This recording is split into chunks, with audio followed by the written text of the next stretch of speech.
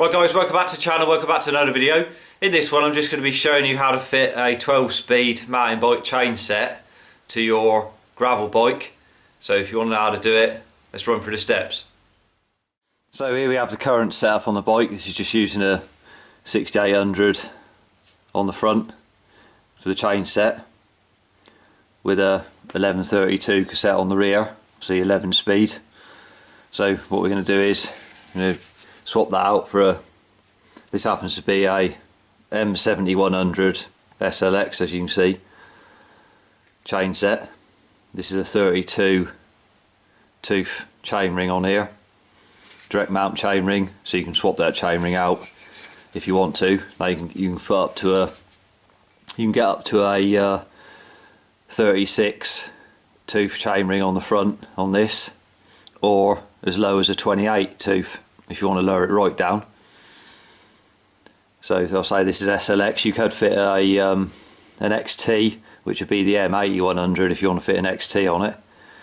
So the XT would be slightly lighter obviously than this one, but the chain rings are interchangeable between them, so if you want to swap any chain rings out, this is SLX like I said. So this comes with a 32, 32 or a 34 you can get on these, but the XT goes to 28 and a 36 tooth. So on the XT M8100 that is. So I say we'll get this fitted. Now many reasons why you want to fit this. Obviously you want to lower the gearing right down, lower than you could with a GRX 1x. This is, like I said, this is a 12 speed front chain set, so obviously this will work fine with the 11 speed chain. Obviously you need to fit a different chain or resize your chain, whichever, for this conversion. But if you want to gear it right down for any reason, like you're carrying a lot of weight and you're only riding off-road, or you just want a bike with nice low gearing, obviously what we're going to do is change out the rear cassette as well. You could just put this on and just run your normal, say a 34 cassette on the back, or 32 even, like this has got fitted, or we're going to swap this out anyway for a bigger cassette on the back. Still it would be 11 speed on the back, with 11 speed chain with a 12 speed chain set at the front. So let's go ahead, let's get this fitted on there. So as you can see, this is running a road threaded BSA bottom bracket, so 68mm shell on this. So this would apply, like I say, this is a gravel bike, but this will apply to a road bike as well with a threaded bottom bracket, 68mm. I'm going to take this bottom bracket out, like I said it's a road one, and I'm going to put in a mountain bike bottom bracket, like you can see here. So I'll take that out and I'll just show you the difference and why I'm putting this in and not using that. So we have the two bottom brackets. We have the mountain bike one here and the road one there. As you can see, if you hold them together like that, the mountain bike one, if you put them next to each other, is longer there than the road one. Doesn't make a difference because you're going to need spacers. That's why I'm not using the road one, because ideally what you need to do is run the mountain bike one, and then on your right hand side, so your chain ring side, you need to put two 2.5mm spacers. So on that cup there, before you put it in, put those two spacers on there like that, and then you'll screw it into the frame with those spacers in there. Then on the opposite side, on the non-drive side, so the left hand arm, you'll put one spacer on that side, so that's a 2.5mm spacer on one side, and on the drive side you got two, to make it work so the spacing is correct for your mountain bike axle of your chain set to go through. Now you can use a road one, but you have to get, if you're going to do that, you need to buy some different spacers to do it with, otherwise it won't work properly. So if you're going to use one of these, for instance, road 68mm, you would need 1.5mm on the non-drive side and 4mm of spacers on the drive side to make this work.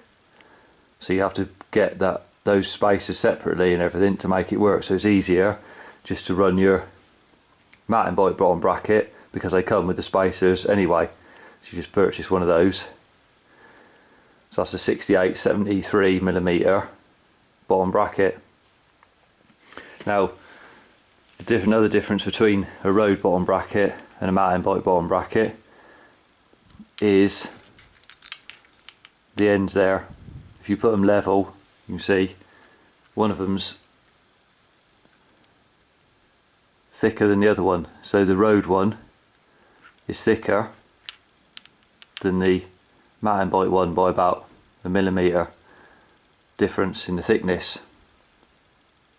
And they make those thicker, the road bike ones, just because that's the same on, if it was this is a BSA bottom bracket, but if it was a Italian BB shell in the frame, which is 70mm, that's why they're the same, that's why they're thicker, because you can use them in both frames, that's why. Like I said, so the road one is slightly thicker than the mountain bike one, so to get the spacing right on the road one you need to buy totally different spacers to set it up correctly.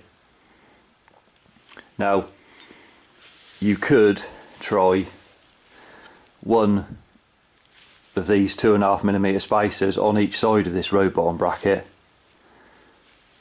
to make it work, but if you do that, then your actual spacing is going to be out. So between the left and the right side, so your spacing will be all out of line, if you see what I mean. So the chain line, it will move it. If you put 2.5mm spacers on here either side on this road bottom bracket and try that,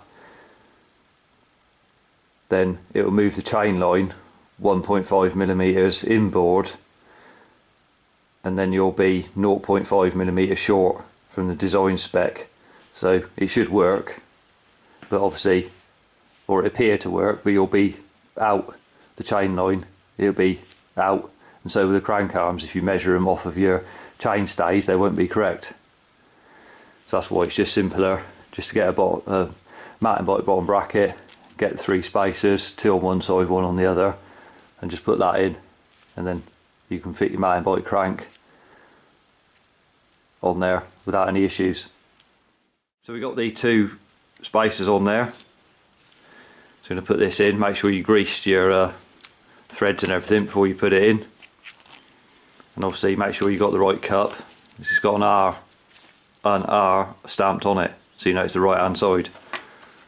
So that's just clockwise, anti-clockwise to tighten it on the right hand side. So just get that tightened down.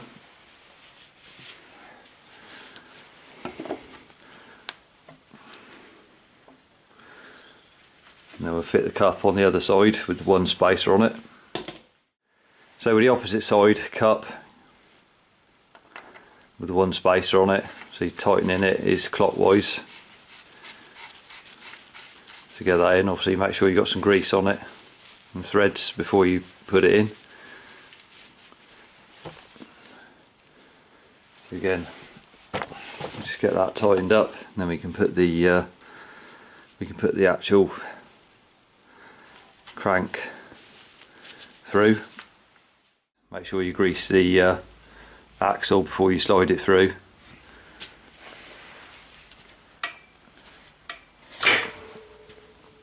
Just push that all the way through until it stops, like that. Then we can fit the opposite side arm. So we get the opposite side arm on. Make sure you put a bit of grease on the end there before you slide it on. It can only go on in one place. The notch in the top there corresponds with a bigger notch cut out there in the arm, so you can't get it wrong sliding it on. So get this on here, and obviously you can see there the spacing perfect for the arm to go on, as it should do. Just slide that on there like that.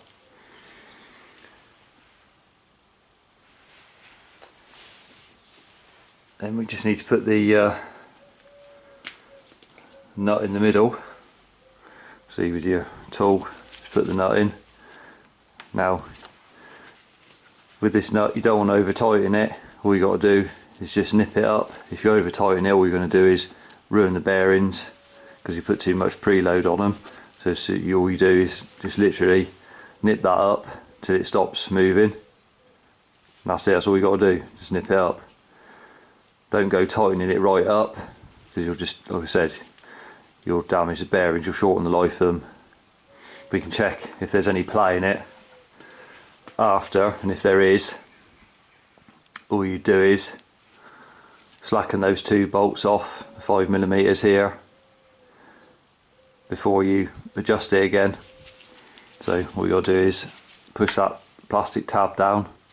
If that tab's sticking up there, we'll push it back down. If the tab's sticking up, that allows you to slide the arm on, push it back down flush with the arm.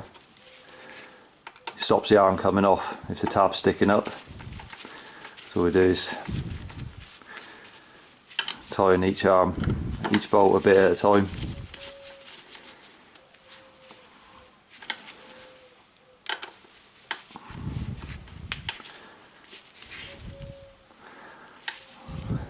And then just torque them up to the settings, 12 to 14 Newton meters. Torque those up. Now all we do is grab hold of the arm, just rock it backwards and forwards like that, so in and out like that. Make sure you can't feel any play in it at all. If you can feel the play in it, like I said, slacken those 2 off again, and then just nip up that centre nut just a fraction more, and then tighten your bolts back down and try it again. That's all you got to do. So that's the actual crank installed there. So that's the chain set installed there, as you can see. Now ignore the fact that there's a front derailleur on there, that's not being used.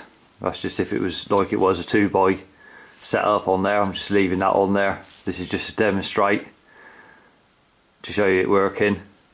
That's not going to be in the way anyway, there's a chain's going to pass through that as it is.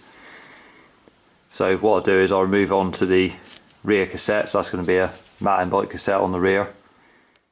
So here we have the rear wheel. Now this has 11 speed freer body on here. I'm going to be running an 1140 XT cassette on here.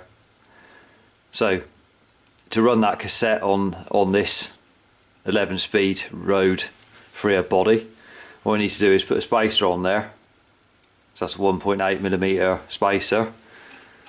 So slide that on, and then like I said, running a XT cassette. So we get that on. If you don't put the spacer on there, what happens is when you've put the cassette on and you've done up your lock ring, then you'll have play in the cassette. So you'll be able to get hold of the largest cog like that, and it'll be moving if you don't have the spacer behind it, because it's not a road cassette, it's a mountain bike cassette. So get that fitted.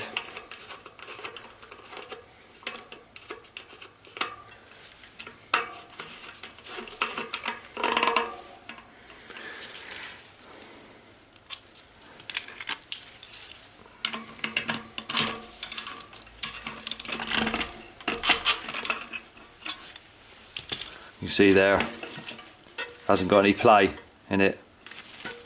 If you was fitting that, like I said, without the spacer on here, you would get hold of that and it'll be rocking slightly, because they're a different size than a road bike cassette, a different width slightly than a road bike.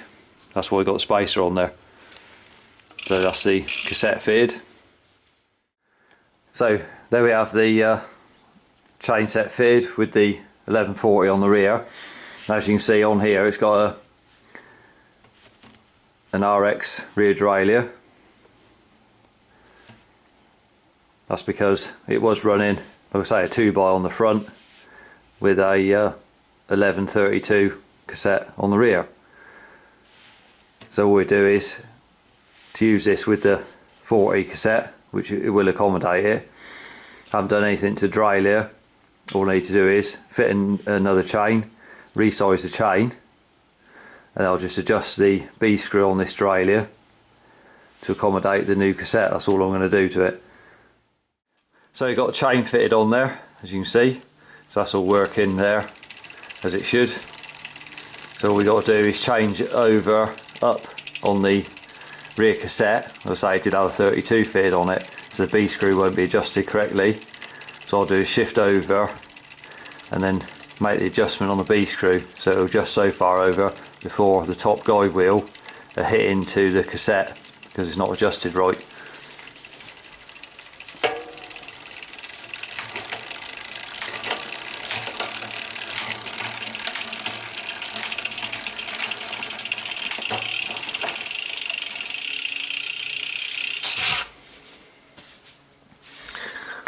So as you can see there, we'll zoom in, that's how far it's got before it's made contact with the cassette. So it's 3 down from the largest on the rear, the 40. So all I'll do to get that away from there, to allow it to carry on changing up, is just find your B screw and just adjust that.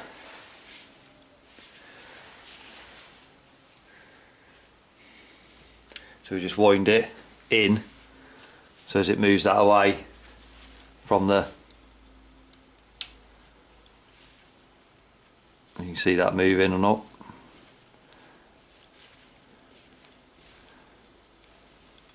So this derailleur will accommodate a 40 cassette. So I'll just wind that out. Now because I've wound that, and I'll pedal,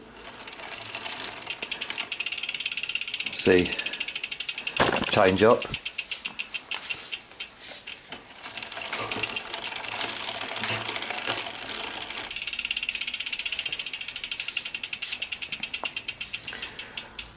So as you can see there, now I adjusted the B screw, I could change all the way up to the largest at the rear without it making contact there with the guide wheel. Right guys, there we have it fitted on there. I say it all works, no problem. I thought I'd just show it to you, just so you can see that it works as it should. Now obviously, like I said, it's an RX derailleur on the rear there, but you could run a GRX on there. Because of GRX, obviously you can get a GRX with a 1x setup anyway, so you could run either a 2x or a 1x setup on there with the like 1142 cassette on the back even. So that's 1140 mountain bike cassette. But that's just to show that the mountain bike cranks will fit in there if you want really low gearing. You can get these up to like a 36 tooth chain ring on these and down from there. So this is a 32 on there. So ignore that, the front mech on there. I mean the chain passes through it no problem. As it is even on the 11 tooth and even on the 40 tooth, it still works even with that in position, set on the outer chain ring, and that's working. So I thought I'd just show the spacing with that front chain set. The spacing both sides is the same, so if you measure it off your arm through where the pedaler go, then the spacing on one side is the same as on the other side. So if you found the video helpful, if you did, remember to give it a thumbs up, subscribe to the channel for more cycle related content. Till next one, ride safe and I'll see you then.